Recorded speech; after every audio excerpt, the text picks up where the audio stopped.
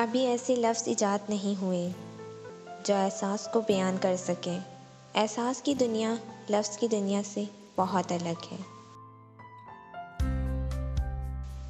मुझे ये एहसास बहुत सुकून देता है कि क़यामत के दिन हर एक चीज़ का हिसाब होना है। मुझे अब लोगों के दिए गए दुखों पर दुख नहीं होता, बल्कि उन पर तरस आता है।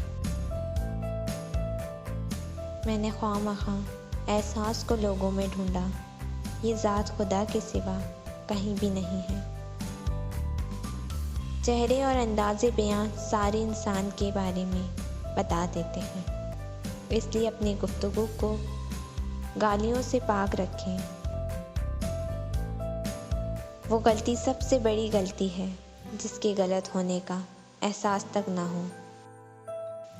जिस दिन हम ये समझ जाएं कि सामने वाला गलत नहीं, सिर्फ उसकी सोच हमसे अलग है, उस दिन ज़िंदगी से बहुत से दुख ख़त्म हो जाएंगे।